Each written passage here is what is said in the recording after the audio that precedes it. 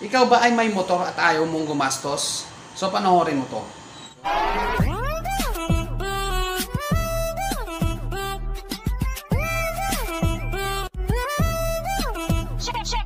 Magandang hapon sa inyo mga kabiker. It's nice to be back ang iyong kabiker.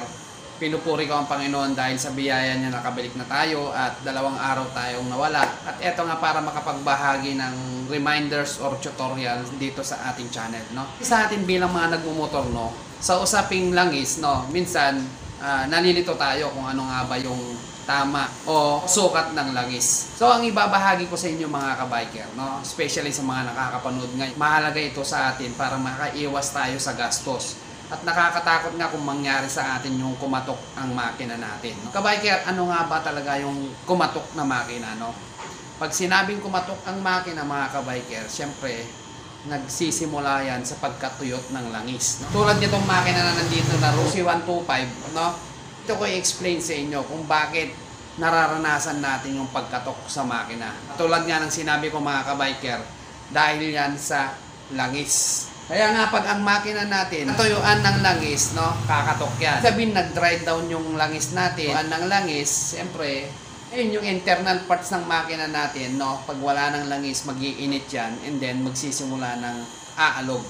Pag umalog na yung mga engine parts dito sa makina, magkokos na ng ingay yan. Yun yung kumatok na makina, no? So anong parts yung tatamaan dyan? Crankshaft bearing, piston, block, no? Damay lahat yan. Kasi pag kumatok ng makina, alog yan. Tama na alog yung connecting rod natin, dahil merong bearing yun, aalog lahat yun, and then mag-create ng noise. Ayun na yung kumatok. Kaya kumatok siya, no? So yun yung pinagkakaingatan natin. Napakamahal pa naman ng gastos pag kumatok yung makina mo. Baka malula tayo sa presyo, lalong-lalo na kung yung mekaniko natin maselan yan, ayaw niya ng local yan. Kasi pag kumatok ang makina, ayaw din naman natin kabitan ng local na parts yan. Kaya kadalasan original parts yung gagamitin.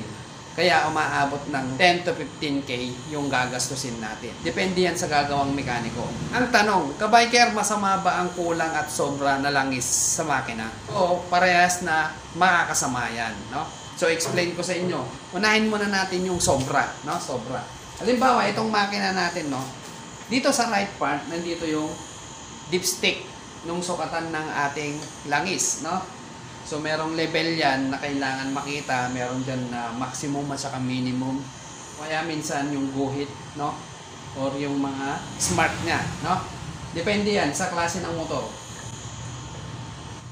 Yan. So, kung mapapansin natin dito sa left part, dito natin nilalagay yung langis, no? So, bubuksan muna natin para makita nyo. Yan, nakakalas na yan. Ayan. So, maduming tignan, no? Ayan, kung mapapansin nyo, ito yung dipstick natin. At kung mapapansin nyo din, yung langis, dito lang yung level niya. Kung titignan natin, ganyan, yung level niya. Yung buto, itong buto ng dipstick, so ganyan yung langis niya, no? Kung nakatakip yan, ang langis, mag-i-spread yan. Pag nakatakip, mapupunta doon sa loob. Kung mapapansin nyo, may butas yan. Dito. Yun, butas, no? Yung butas na yun, lapit natin. Ayan, kung mapapansin nyo, yung butas na yan, yan dadaan yung langis na mailalagay dito, no? O level yan. Naka-level yan. Ngayon, pag sobra yung langis natin, ang makakasama dyan mga kabiker, mahirapan yung oil pump natin. Ito. Mahirapan siya. Although umiikot yan mga kabiker, pag sobra naman yung langis na ipapump niya, mahirapan din siya. At isa pa mga kabiker, hindi lang siya mahirapan din yung pag-ikot ng gear, no? Pag sobra ang langis ng makina, hirap siyang umikot, no? Pansin nyo, pag umaandar tayo, nasobran tayo ng langis, yung sobra, hindi naman yung sumobra lang ng konti, yung sobra talaga. Halimbawa, nagkarga tayo ng langis, tapos feeling natin nagbabawas ng langis, dagdag ulit tayo ng kalahati.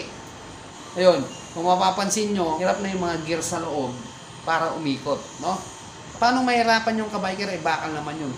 Kasi hindi siya makabalik yung langis na kumarga, no? Ibig sabihin, si-circulate yan sa mga gears Ngayon, pag sobra yan, hindi naman niya pwedeng ibalik sa oil pump.